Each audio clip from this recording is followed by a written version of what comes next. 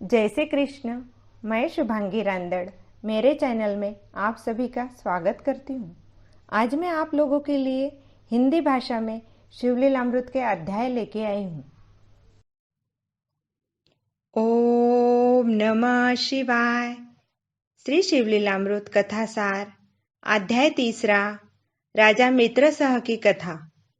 गोकर्ण महाबलेश्वर जी की महिमा का वर्णन और वहां शिव पूजन करने के प्रभाव से मित्रसह राजा की ब्रह्म हत्या से मुक्ति, रावण के द्वारा पार्वती का हरण, आत्मलिंग की कथा, कैकेयी ब्राह्मण की पत्नी का जीवन वृत्तांत।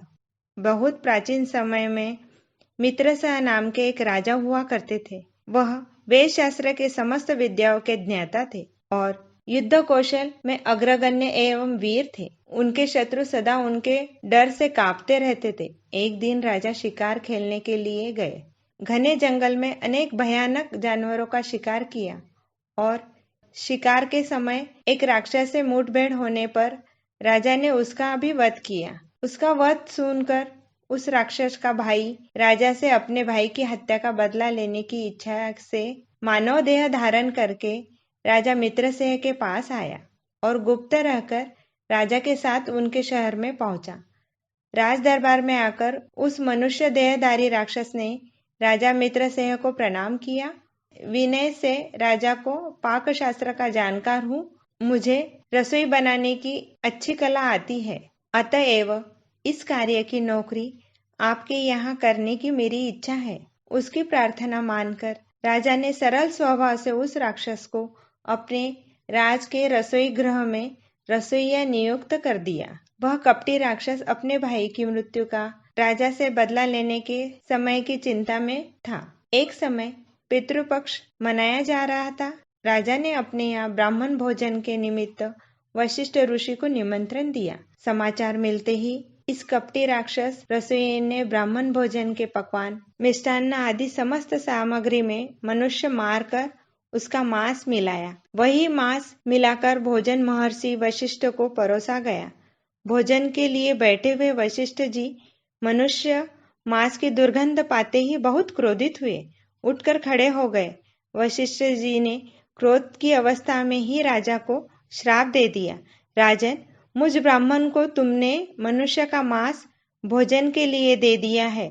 तुम्हारी बुद्धि राक्षसों जैसी मंद हो जाएगी। जाओ, तुम राक्षस होकर जंगल में भटकते रहोगे। वशिष्ठ जी का श्राप सुनकर राजा बहुत दुखी हो गए। दुख हुआ, उन्हें यह सब घटना मालूम नहीं थी। राजा ने तुरंत रसोइयों को बुलाया। वह राक्षस रसोइया यह कुकृत्य पूर्ण करके वहां से भाग चुका।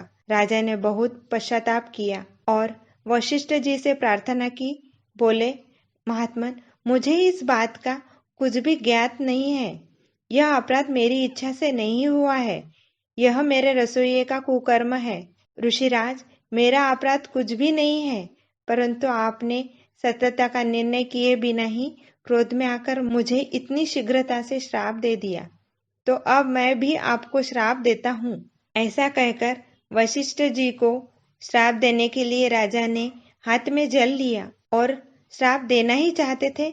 उनकी पत्नी रानी दमयंती ने आकर उनका हाथ रोक दिया और बोली, स्वामी, तुम्हें शिष्य होकर अपने गुरु को श्राप नहीं देना चाहिए।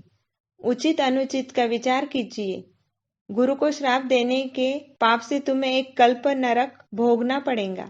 अपनी रानी के वचन सुन राजा ने अपने मन को शांत किया, परंतु एक समस्या बड़ी कठिन उपस्थित हुई। वह यह कि श्राप देने के लिए जो जल राजा ने हाथ में ले लिया था, वह अब कहाँ छोड़े। यदि जमीन पर छोड़ देते तो सारी पृथ्वी नष्ट हो जाती थी, बंजर हो जाती थी।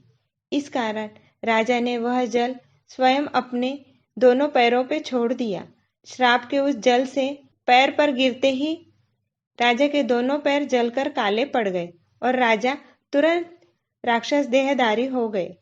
यह सब प्रसंग देख ऋषि वशिष्ठ जी ने राजा की सत्यता का पता लगाया और बड़े दुखी हुए तथा उन्होंने राजा के दोबारा उद्धार का उपाय सोचा। राजा को कहा, राजा, 12 वर्षों के पश्चात राक्षस देह से तुम्हारी मुक्ति हो जाएगी। तुम अपने प्रथम देह और राज्य को प्राप्त करोगे। ऋषि वशिष्ठ जी ऐसा कहकर चले गए। अब राजा ने श्राप भोगने के लिए राक्षस देह में अपना नाम कल्याणपाद रखा। वनों में जाकर भटकने लगे, राक्षसों जैसा जीवन व्यतीत करने लगे। राक्षस शरीर में अपना जीवन बिताते हुए एक दिन राजा मित्रसह ने एक ब्राह्मण को उसकी पत्नी सहित पति पत्नी दोनों को एक स्थान पर क्रीड़ा करते हुए देखा। उस ब्राह्मण की हत्या करने का विचार राजा के मन में पैदा हुआ। राजा ने तुरंत जाकर उस ब्राह्मण को पकड़ा। उस समय ब्राह्मण की पत्नी ने उस राक्षस से अत्यंत प्रार्थना की और प्रार्थना भरे पूर्ण वाक्यों से अपने पति का जीवन दान मांगा, परंतु इस क्रूर राक्षस ने उस ब्राह्मणी पर दया नहीं की और ब्राह्मण को मार डाला। उसके शरीर को चीर फाड़ कर मांस और रक्त का भक्षण किया। हड्डियां ब्राह्मण के पत्नी के ऊपर फेंक दी। वह बेचारी रोती बिलखती इस प्रकार अपने पति की हत्या देखती रही। पति के मरने के बाद वह बेचारी ब्राह्मणी स्त्री उस वन में अकेली निराधार रह गई थी। अपने पति के शोक में उसने उस राक्षस कल्याणपाद को श्राप दिया, ए राजा, जिस कार्य के लिए तूने मेरे पति की हत्या की है उसी कार्य से तू सदा वंचित रहेगा। तू किसी भी स्त्री के पास यदि काम वासना की इच्छा पूर्ति के लिए जाएगा तो तत्काल तेरी मृत्यु हो जाएगी। इस प्रकार ब्राह्मणी के श्राप देकर अपने मृत पति के सब हड्डियां एकत्रित कर जंगल में सूखी लकड़ियां लाई। चिता बनाकर अपने पति की अस्थियों सहित चिता में जलकर सती हो गई। आगे महर्षि वशिष्ठ जी के 12 वर्ष बीत जाने पर राजा की राक्षस देह से मुक्ति हुई और वह अपने प्रथम मानव शरीर में अपनी राजधानी में आ गए। अपनी रानी से अपने राक्षस शरीर से सब वृतांत सुनाए।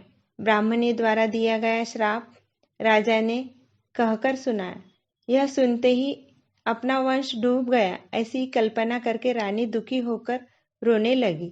बोली कि जब तुम्हें मेरा सहवास न करने का श्राप है तो तुम अब ब्रह्मचारी रहकर अपना जीवन व्यतीत करो, अपने प्राणों की रक्षा करो। उस समय रानी सिंह बंदी हो जाने पर दुखी होता है, इसी प्रकार राजा को दुख होने लगा। आगे वंश चलाने के निमित्त कोई सहारा उपाय नहीं रह सका। इसके कारण समस्त धर्म ग्रंथों का अध्ययन करने लगे। अंत में शास्त्र में एक उपाय द्वारा महर्षि वशिष्ठ जी की कृपा से सदेली रानी को एक पुत्र उत्पन्न हुआ। राजा बहुत ही संयम पूर्वक अपनी दिनचर्या करते रहे, परंतु कुछ वर्ष बाद वह तप के लिए वन को चले गए और अपने नीरस जीवन को कैसे समाप्त करें, अपना या ब्राह्मणों का शाप किस प्रकार दूर हो, यह चिंता करके वन में विचरते रहे। चलते चलते राजा अपने पीछे की ओर मुड़कर देखे तो एक प्रेत वह हमेशा उनको दिखाई देता था। ब्रह्म हत्या आकर राजा के पीछे पीछे घूमने लगी। ब्रह्म हत्या के निवारण के लिए राजा ने कई प्रकार के दान, अनुष्ठान, जप, पूजन, व्रत आदि किए, परंतु ब्रह्म हत्या दूर नहीं हुई। हत्या का भयानक पिशाच सदा राजा के साथ ही रहता था। इस प्रकार घूमते फिरते एक समय वह मिथिला नगरी के समीप आ पहुंचे। वहां आकर उन्होंने एक सुंदर उद्यान देखा। वह रमणीक स्थान देखकर राजा को प्रसन्नता हुई और विश्राम करने के लिए राजा वहां बैठ गए। कुछ देर के बाद वहीं अपने शिष्यों के साथ परम तपस्वी श्री गौतम मुनि आए। उन्हें देखकर राजा खड़े हुए और गौतम मुनि के चरणों में साष्टांग प्रणाम किया। उनसे प्रार्थना की। हाथ जोड़कर मुनि के सामने दीन वेश में खड़े हुए। गौतम मुनि ने राजा को कुशलता से पूछा।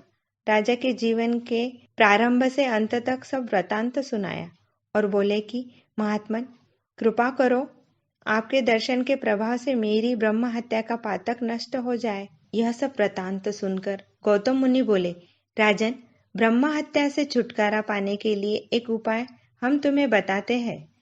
गोकर्ण तीर्थ यह पृथ्वी का साक्षात कैलाश है। हम सब लोग इस समय वहां से वापस आ रहे हैं। वहां की महिमा अपरंपार है। उस तीर्थ स्थान में कैलाश पर्वत पर श्री शंकर भवानी पार्वती के साथ साक्षात रूप में निवास करते हैं। वहां देवता और सिद्धि सभी शक्तियों का निवास करती है। वहां से शिव दर्शन ब्रह्मादि देवताओं को भी दुर्लभ है। वहां बैकुंठनाथ श्री लक्ष्मी नारायण के साथ विराजमान होते हैं। इंद्र, नारद, सनकादिक ऋषि दिन रात वहां उपस्थित रहते हैं। वशिष्ठ, भृंगु, जबदाग्नि जैसे महात्मा वहां तप करते हैं। वहां 8 प्रहर साधु संतों का निवास रहता है। अष्ट सिद्धियां, 9 निधियां उस तीर्थ में भगवान शिव के सामने हाथ जोड़कर खड़ी रहती है और मैं भी वहीं निवास करता हूँ। इस प्रकार गोकर्ण तीर्थ की महिमा बताकर गौतम ऋषि ने कहा, और दूसरे तीर्थों में बैठकर 1,00,000 वर्ष तक तप करने से गोकर्ण तीर्थ में केवल 1 दिन तप करने का फल मिलता है और भगवान शिव प्रसन्न हो जाते हैं। अमावस्या, संक्रांति, सोमवार, प्रदोष, समुद्र स्नान आदि का श्रवणीय पुण्य इसी तीर्थ में प्राप्त होता है। रावण, कुंभकर्ण और विभीषण इन्होंने इसी स्थान पर तप करने से भगवान शिव को प्रसन्न किया है। गोकर्ण तीर्थ का शिवलिंग स्वयं रावण अपने हाथों से कैलाश से उठाकर लाया है। इस शिवलिंग की स्थापना स्वयं श्री गणेश जी ने की है। राजा सुनो, वह कथा इस प्रकार है। रावण की माता कैकसी रावण की रक्षा और उन्नति के लिए सदा प्रयत्नशील रहती थी। वह प्रतिदिन अन्न के आटे के शिवलिंग बनाकर उसकी पूजा किए बिना अन्न जल ग्रहण नहीं करती थी। उसकी इस पूजा से चिढ़कर एक समय इंद्रदेव ने उनकी बनाई हुई शिवलिंग की मूर्तियों को उठाकर समुद्र में बहा दी। इसी कारण कैकसी को बहुत दुख हुआ। अपनी माता को दुखी देखकर रावण ने कहा, माता, मैं तुम्हारी पूजा के लिए कैलाश पर्वत से प्राकृतिक और सत्य शिवलिंग उठा ले आऊंगा, जिसकी तुम पूजा करना। अपना दुख स्थगित करो। अपनी माता को समझाकर रावण कैलाश पर्वत पर गया। वहां उसने कठिन तप प्रारंभ किया। वह संसार की 14 विद्याओं 64 कलाओं को जानकार था। उसने चारों वेदों का सार निकालकर उनके खंड काव्य का निर्माण किया और ताल स्वर युक्त राग रागिनी का संगीत बनाकर शंकर भगवान की लीलाओं को गायन में प्रस्तुत किया। इस प्रकार प्रार्थना, तप और संगीत के प्रभाव से शिवजी को प्रसन्न किया। प्रसन्न होकर भगवान शिव प्रकट हुए। रावण को वरदान मांगने को कहा। उस समय रावण ने प्रथम अपनी माता की इच्छा पूर्ति के लिए भगवान का आत्मलिंग मांगा। दूसरे अपने लिए तीनों लोक से सबसे सुंदर स्त्री मांगी। उस समय भगवान शिव ने करोड़ों सूर्य के जैसा प्रकाशमय आत्मलिंग अपने हृदय से निकालकर रावण को दे दिया। वह आत्मलिंग प्राप्त कर रावण बहुत प्रसन्न हुआ। फिर उन्होंने पार्वती जैसी सुंदर स्त्री मांगी। तब भगवान शिव बोले कि पार्वती जैसी रूपवान श्री ब्रह्मदेव निर्मित नहीं कर सकते, इसलिए तू पार्वती को ही लेकर जा। रावण ने स्वीकार करके एक हाथ में आत्मलिंग और कंधे पर पार्वती जी को बिठाकर शंकर जी की वंदना कर कैलाश से प्रस्थान किया। भवानी पार्वती जी को रावण लेकर जा रहा है, यह बात पार्वती पुत्र गणेश, कार्तिकेय, वीरभद्र, नंदी आदि को मालूम हुई तो वह सब बहुत दुखी हुए। भगवान शिव से प्रार्थना करने लगे। वह सब बोले, देवादिदेव, आप उदार और सत्यव्रती है, फिर भी किसी याचक को अपनी स्वयं की पत्नी देना यह क्या उचित है? तब शंकर जी ने इन सबको समझाया और कहा कि इस बात की चिंता करना तुम सबका काम नहीं है। पार्वती का रक्षण साक्षात बैकुंठ के स्वामी भगवान विष्णु करेंगे। वे अभी जाकर पार्वती को रावण से छुड़ा लाएंगे। रावण पार्वती को लेके जा रहा था। तब पार्वती ने उदार होकर अपनी मुक्ति के लिए भगवान विष्णु की प्रार्थना की। उनकी प्रार्थना सुनते से ही भगवान विष्णु ब्राह्मण रूप में रावण के पास पहुंचे। अपनी योग माया की शक्ति से उन्होंने पार्वती को कुरूप कर दिया। रावण की ओर देखकर बोले, रावण, तुम धन्य हो, ऐसी स्त्री तुम कहाँ से लाए हो? ब्राह्मण के वचन सुनकर रावण ने बोला, यह स्त्री मुझे श्री शंकर भगवान ने दी है। तब ब्राह्मण बोले, इस स्त्री को पृथ्वी पर रखकर एक बार तुम इसका रूप तो देख लो।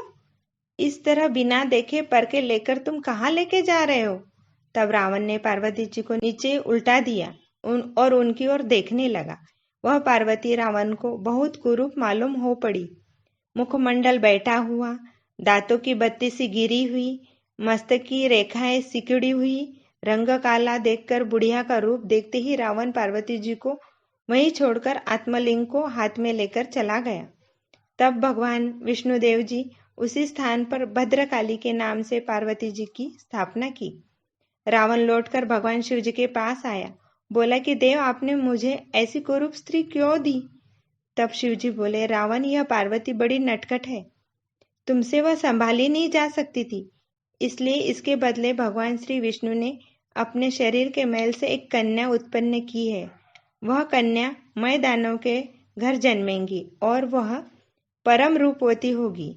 वह कुछ समय के बाद तुझे प्राप्त होगी और वह मय दानव कन्यादान में तुझे एक अमोघ शक्ति भी प्रदान करेगा।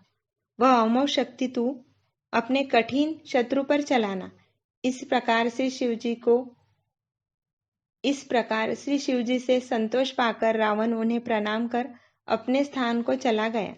अब रावण के हाथ में आत्मलिंग को छुड़ाने के लिए देवताओं ने भी श्री गणेश जी की प्रार्थना की। उस समय गणेश जी गाय चराया करते थे। उस समय गणेश जी ने ब्राह्मण का रूप लेकर गाय चराने का काम शुरू किया। उस ब्राह्मण को देख रावण उसके पास चला गया और गणेश जी के पास जाके बोला, मुझे लघु शंका को जाना है, आप यह आत्मलिंग थोड़े समय आपके हाथ में रख देंगे क्या? वह ब्राह्मण का रूप लेकर रावण के पास गए। उसी समय गणेश जी उस स्थान पर पहुंचे थे। रावण को लघु शंका लगी, परंतु आत्मलिंग को देते समय उन्हें रास्ते में कभी पृथ्वी पर रखना नहीं, ऐसा शंकर जी ने आदेश दिया था। इस कारण रावण को पृथ्वी पर रखने का साहस नहीं बना और आत्मलिंग मूर्ति हाथ में रखते हुए लघु शंका करना शास्त्र के विरुद्ध हो गया था। इस कारण रावण बहुत असमंजस में पड़ गया। परंतु ब्राह्मण वेश में गणेश जी को वहां खड़े देखकर रावण ने कहा, हे विप्र, मुझे लघु शंका बहुत तीव्रता से प्राप्त हुई है। मैं लघु शंका करूं तब तक तुम इस लिंग को अपने हाथ पर रखो। यह सुनकर गणेश जी बोले, मुझे मेरी गायों की रखवाली करना पड़ता है। तुम्हें लघु शंका में कितना समय लगेगा यह कौन जानता है। तुम कहते हो इसके लिए तुम्हारे हाथ से इस मूर्ति को अपने हाथ पर रखता हूँ, परंतु मैं जब 1 से 3 बार तुमको पुकारूंगा और तुम उठकर यह मूर्ति अपने हाथ में वापस नहीं लोगे, तो फिर मैं इस मूर्ति को पृथ्वी पर रखकर अपनी गाय चराना शुरू कर दूंगा। यह शर्त रावण को स्वीकार थी और आत्मलिंग गणेश जी ने हाथ पर रख दी। आगे कुछ दूर जाकर रावण लघु शंका के लिए बैठ गए। बैठे बैठे 2-3 घंटे हो गए और भी लघु शंका अभी भी समाप्त नहीं हुई। अंत में गणेश जी ने रावण को 3 बार बुलाया, परंतु ब्राह्मण लघु शंका का समय मुंह से बोलते नहीं। इस कारण रावण ने अपने हाथों से थोड़ी देर रुकने के लिए गणेश जी को कहा। गणेश जी ने अब शिवलिंग वहीं पृथ्वी पर रख दिया और आप आगे चले गए। वह शिवलिंग जमीन पर रखते ही चिपक गई। अब रावण शीघ्रता से उठकर आया और मूर्ति उठाने लगा, परंतु गणेश जी ने मूर्ति को उसी स्थान पर अक्षय स्थापित कर दिया।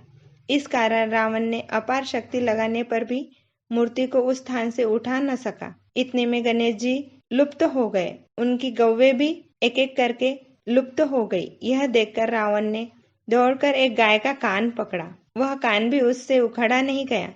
अंत में निराश होकर रावण ने उसी स्थान पर शिवलिंग की विधिवत पूजा करी। तब से उस स्थान को गोकर्ण महाबलेश्वर तीर्थ स्थान कहा जाता है। अब रावण की माता कैकसी प्रतिदिन वहां आती है, भगवान शिव की पूजा करती है। समस्त देव, यक्ष, किन्नर, गंधर्व, ऋषि, मुनि आदि आकर उस स्थान पर भगवान शिव की स्तुति करते हैं। आगे रावण, कुंभकर्ण, विभूषण तीनों भाई आकर उस स्थान पर तप अनुष्ठान किया करते थे। भगवान शिव की दया और वरदान से रावण ने अपार शक्ति प्राप्त की थी। सब देवताओं को जीत लिया। कुछ समय बाद शिव जी के वरदान के अनुसार मय दानव ने रावण को निमंत्रित कर अपनी कन्या मंदोदरी और अमोघ शक्ति नामक अस्त्र रावण को दे दिया। इस प्रकार उस स्थान पर तप करने के प्रभाव से रावण का वैभव इतना बढ़ा। ऐसी गोकर्ण महाबलेश्वर तीर्थ की महिमा इंद्र और ब्रह्मदेव भी स्मरण शक्ति के बाहर है। गौतम मुनि बोले, राजन, हम भी उसी तीर्थ से आ रहे हैं। राजन, श्री मिथिलापुरी के राजा के यज्ञ के लिए जाते समय हमने इस चमत्कार को देखा। वहां एक अपवित्र चांडालीन रहा करती थी। वह आंखों से अंधी थी। उसके समस्त शरीर पर कुष्ठ रोग फैल गया था। प्रत्येक अंगों में घाव हो गए थे। इन घावों में कीड़े पड़ गए थे। उसकी ऐसी घिनौनी अवस्था थी कि रोग के कारण उसके शरीर से दुर्गंध आ रही थी। उसके हाथ पैर उंगलियां नाक कान गल गए थे। ऐसी अवस्था में उसे अन्न पानी नहीं मिलता था। रोग से पीड़ित वह चलने फिरने से लाचार थी। जमीन पर पड़ी लौट रही थी। शरीर ढकने के पूरे वस्त्र भी नहीं थे। ऐसी अवस्था में वह अपने पूर्व जन्म के पापों का फल भोग रही थी। परंतु जब उसका मृत्यु समीप उपस्थित हुआ तो भगवान शिव ने उसकी आत्मा के उद्धार के लिए अपना विमान भेजा। विमान पर शिवजी के 4 गण बैठे आए। उन्हें देखकर हमने दूतों से पूछा, तुम लोग किसकी आत्मा का उद्धार करने आए हो? तब उन्होंने बताया कि रोगी चांडालिन की आत्मा की मुक्ति के लिए शिवजी ने हमें भेजा है। हमने उनसे पूछा कि उस चांडालिन ने ऐसा क्या पुण्य किया? दूतों ने हमको बताया, चांडालिन की जीवन की कथा कुछ इस प्रकार थी। पहले जन्म में वह कैकेय नाम के ब्राह्मण की लड़की थी। उसका नाम सुमित्रा था। वह बहुत सुंदर थी, परंतु बचपन में विवाह होने पर वह विधवा हो गई थी। आगे युवा अवस्था आने पर वह अपना संयम संभाल नहीं सकी। पथभ्रष्ट होकर वैश्यावृत्ति करने लगी। उनके कर्मों को देखकर उसके पिता ने बहुत प्रकार से समझाया, परंतु पिता की शिक्षा पर उसने ध्यान नहीं दिया। आगे कुछ वर्षों के बाद कुकर्म संग से वह गर्भवती हो गई। तब लोग स्पष्टतः उसकी निंदा करने लगे। अंत में पिता के घर से उसे निकाल दिया गया। आगे वह नगर नगर घूमते घूमते एक स्थान पर एक धनवान शूद्र के पास जाकर रहने लगी। उससे उस ब्राह्मणी को कई संतानें हुई। उस शूद्र के सहवास के कारण वह स्त्री रात दिन मांस मदिरा का सेवन करने लगी। धर्म विमुख हो गई थी। एक दिन वह शूद्र दास दासी को साथ लेकर अपने खेत में गया। घर पर वह कैकेय अकेली थी। उसने अधिक मदिरा पी ली थी। जब उसे बहुत भूख लगी तब नशे की हालत में उसने घर की गाय के बछड़ों को बकरा समझकर उसको मार डाला। गाय और बच्चा दोनों बहुत चिल्लाते रहे, परंतु स्त्री ने मदिरा अधिक पीने की वजह से उसे समझ में नहीं आया। गाय के बछड़े के चिल्लाने की आवाज उसे पहचान में नहीं आई और बछड़े का मस्तक काटकर उसमें घर में ही जाकर एक मिट्टी के घड़े पे रख दिया। कुछ घंटों बाद जब उसका नशा कम हो गया, उसने अपने आंगन में बछड़े का धड़ न देखा तो पश्चाताप करने के कारण अचानक उसके मुंह से शिव शिव शिव शिव ये शब्द का उच्चारण हुआ। आगे उसने उस मांस का थोड़ा हिस्सा पकाकर भक्षण किया। शेष धड़ को गांव के बाहर फेंक दिया। तब गांव में झूठी खबर फैला दी। बछड़े को शेर मार कर भाग गया। आयु समाप्त होकर तब उसकी मृत्यु हुई। तब यमदूत ने मारकर उसके शरीर की चमड़ी निकाल ली। बाद में उसके पुण्य कर्म का लेखा देखा। यमराज ने चित्रगुप्त से पूछा कि चित्रगुप्त ने बताया कि गाय के बछड़े की हत्या के समय इसके मुंह से शिव शिव नाम का उच्चारण हुआ है। ऐसे निवेदन चित्रगुप्त ने यमराज को दिया। अंततः यमराज ने उसे कर्मानुसार उसे चांडालिन के शरीर से जन्म ले के भेज दिया। वहां से उस जन्म से वह पैदा होने के समय से ही कुरूप, अंधी और कुबड़ी थी। कुछ दिनों बाद उसके माता पिता का भी देहांत हो गया। वह अनाथ होकर नगर में भटकने लगी। एक समय शिवरात्रि के पर्व पर गोकर्ण तीर्थ में कुछ यात्री लोग जा रहे थे। इन यात्रियों के साथ वह भी गोकर्ण महाबलेश्वर क्षेत्र में पहुंच गई। वहां वह भद्रकाली जी के मंदिर के पास खड़ी थी। वहां भूख से दुखी होकर अन्न मांग रही थी, परंतु वह दिन शिवरात्रि का था। इस कारण सभी लोग व्रती थे। किसी ने भी अन्न की भिक्षा नहीं दी। मंदिर के चारों ओर कुछ भक्तों का समूह प्रदक्षिणा कर रहा था। उन्हीं में से एक भक्त ने उसके हाथ पर एक बिल्व पत्र छोड़ दिया। वह खाने की वस्तु नहीं है ऐसा जानकर उसने फेंक दिया। उसके हाथों से फेंका हुआ बेलपत्र शिवलिंग पर जा गिरा। इस प्रकार शिवरात्रि को उसने अन्न नहीं मिलने के वजह से उपास हो गया। अचानक बिल्व पत्र फेंकने से वह बिल्व पत्र शिवजी के मस्तक पर चढ़ा गया। उसके द्वारा शिवजी की पूजा हो गई। मंदिर के पास खड़े रहने के दिन रात वहां भक्तों का और शिवनाम का जयघोष की ध्वनि उसके कानों में चलती रही, कारण वह रात भर सो नहीं पाई। इससे उसका जागरण भी हो गया। लोग जैसे जैसे शिव नाम का जय घोष करने लगे, वह भी उसी तरह बोलती थी। वही यह चांडालीन इस बरगद के पेड़ पर नीचे आ गिर पड़ी और अब इसे शिवजी की आज्ञानुसार हम कैलाश पर्वत पर ले जाएंगे। इस प्रकार शिवदूतों ने गौतम मुनि को उसका वृतांत बताया। सबके देखते हुए वह चांडालीन दिव्य देह धारण प्राप्त होकर विमान में बैठकर शिवगणों के साथ शिवलोक में चली गई। इस प्रकार गौतम मुनि ने मित्र सह राजा को गोकर्ण क्षेत्र की महिमा बताई। कहा, राजा तुम वहां जाओ और शिवरात्रि के दिन बिल्व पत्र से शिवजी की पूजा अर्चना करो। इस प्रकार समझाकर गौतम मुनि यज्ञ कराने के निमित्त मिथिलापुरी के राजा जनक के यहाँ चले गए। अब राजा मित्र सह यात्रा करके गोकर्ण तीर्थ महाबलेश्वर को आ गए। वहां शिवरात्रि के दिन विधि युक्त भगवान श्री शिव का पूजन किया। इस प्रकार शिवरात्रि के कुल शिव पूजन और गोकर्ण तीर्थ महाबलेश्वर तीर्थ की महिमा के प्रभाव से वह अपने समस्त पापों से मुक्त होकर दिव्य शरीर को प्राप्त हो गए। मृत्यु के समय कैलाश स्थान से भगवान शिव और गण सहित आकर उपस्थित हुए और राजा को विमान में बैठकर शिवलोक ले गए। इति श्री तृतीय अध्याय संपूर्णम।